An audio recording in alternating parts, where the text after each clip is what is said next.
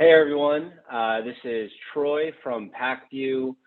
We were really looking forward to Toy Fair this year in New York. It's unfortunately been canceled. However, we definitely want to show some love to one of our favorite categories within the space.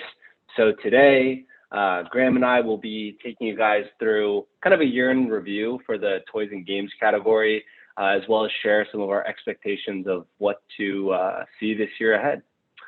With that being said, I've already been speaking, so my name is Troy. I'm an account executive here on the New York team at Pacvue, and I'm joined by my esteemed colleague, Graham Collector. Hey, I'm Graham, Sales Development Representative here at Pacvue, also in the New York team. All righty. And before we kind of get into the meat of what we want to cover today, I'll take a second to share a little bit more around Pacvue. For those of you that maybe aren't as familiar about us, we are a technology company. Pacvue, what we do is we provide a single sign-in e-commerce sales and marketing automation platform that helps brands, sellers, agencies, and aggregators analyze, optimize, and operationalize all aspects of their e-commerce business and sales activity end to end. To kind of preview the agenda that we'll be going through today, definitely want to start off with sharing some of the data that we saw within the category for last year compared to what it looked like in 2020. Then we're going to jump into a quick case study or success story of one of our top clients within the toys and games category. And then we're going to leave off with some expectations of what to look for in 2022 and some retailers that we have our eyes on. Alrighty, the first and probably not last shameless Pacvue plug here is every quarter we compile anonymized data across our advertisers to provide the industry with a quarterly deep dive report, which looks at essentially all your main KPIs across marketplaces, as well as looking at category specific data. The way I would think about this is really just using it as benchmark. So similarly to how folks use like the S&P 500 to assess how their own stock portfolio is performing, this data can be really valuable to help contextualize the KPIs you're seeing on your side. So when looking at the entirety of 2021, right, especially with CPCs, no surprise here, CPCs are increasing.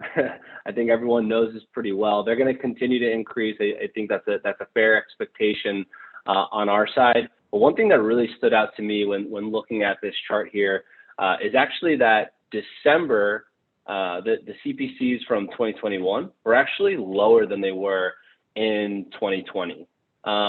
That's definitely stood out to me. You know, as we know, within the toys and games category, Q4 is really like their Super Bowl season, right? With the holidays, we know that there's a ton of sales that are driven within that category, and in turn, also a good amount of media investment that is allocated toward that specific quarter within the space. Complete speculation on my end, just kind of trying to figure out why we saw that decrease in CPC, especially in December.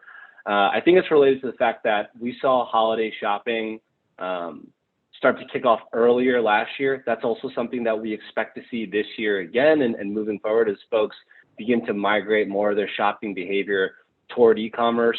So again, complete speculation on my side. I'm guessing there's potentially, inventory by the time December rolled around started to drop. And as such, media spends were potentially pulled back with CPCs kind of lowering with less auctioneers within the system. But again, this data set is looking at data across Pacvue. Would love to kind of hear if anyone else is experiencing the same things last year, or if you have any, data to kind of prove me wrong here. And outside of CPCs, we also want to take a look at return on ad spend. So I think in 2020, especially within the toys and games category, they saw a huge increase in conversions, especially on Amazon. And then I think within 2021, right, those numbers have kind of regressed a little bit further back to the norm. We did see an uptick in December of 2021 year over year. So it'll be interesting to see how these numbers kind of fluctuate within this category in 2022. But I'm hoping they kind of meet somewhere in the middle there. So those are some of the KPIs we wanted to take you guys through, some of the insights that we saw when looking at the data within our database. And with that, I want to turn it over to Graham to take you guys through a success story for one of our top clients in the space. All right. So on this slide, we've just highlighted a couple of our core features that the client called out as especially useful, which you can see at the top. Obviously, the case study highlights like some really terrific results.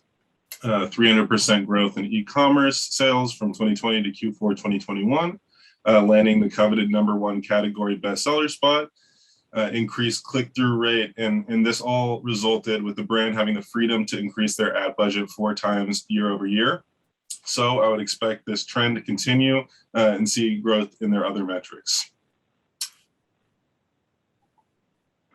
Yeah, no, great call out, Graham. Obviously, the results speak for themselves.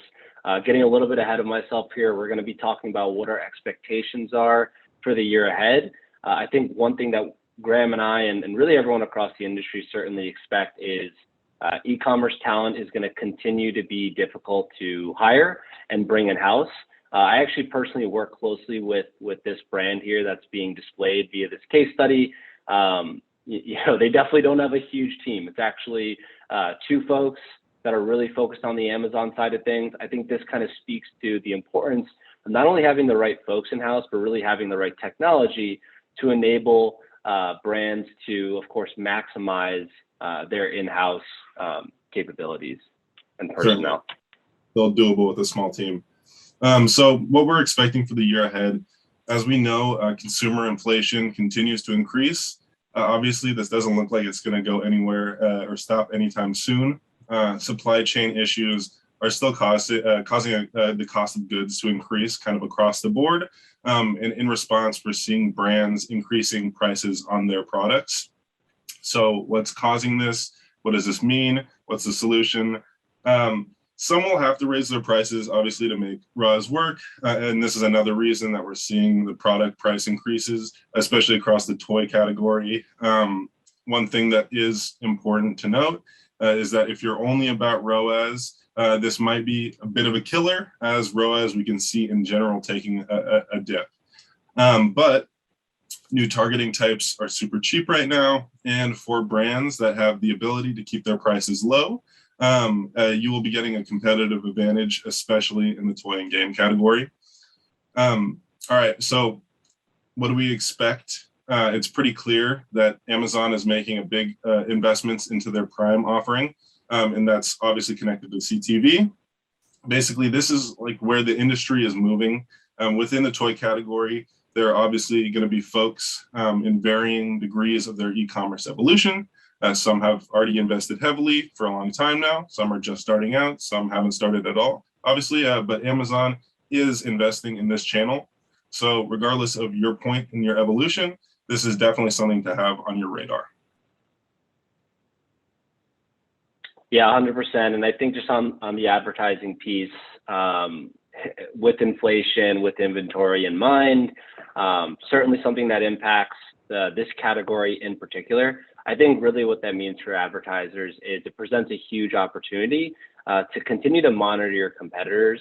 If any of your main competitors do have any stock issues, that presents the ability for you to potentially go out there, begin stealing share of voice and share of shelf. So certainly some opportunity to kind of lend a little bit more optimism here on what we expect ahead. Absolutely.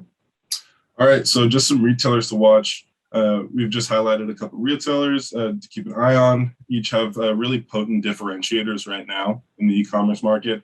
In 2022, different fulfillment models are going to be a major key to your success in e-commerce, on the e-commerce side of your business. Obviously, the supply chain issues have slowed down shipping and in turn, Prime shipping also.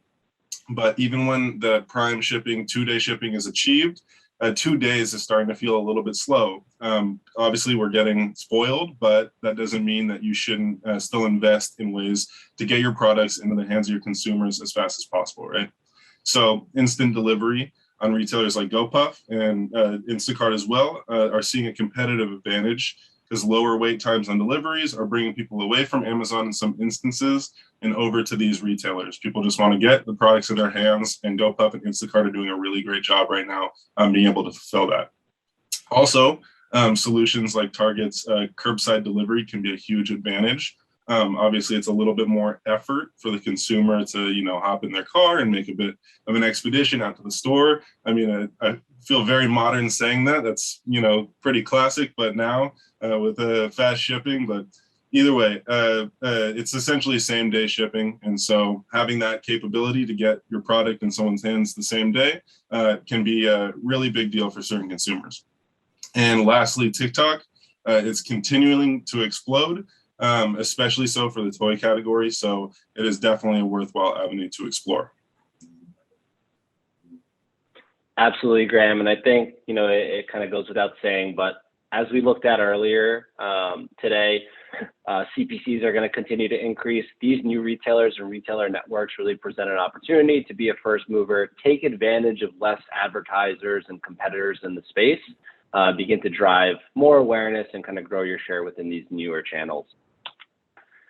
And with that, we want to keep this short and sweet. We really hope it was insightful. We hope you learned a little bit today. If you want to learn anything else or any more information around Pacvue, feel free to visit our website or reach out directly at sales@pacvue.com. Otherwise, you can find Graham and I on LinkedIn, and we'd love to chat offline if helpful. Thanks, everybody. Thanks.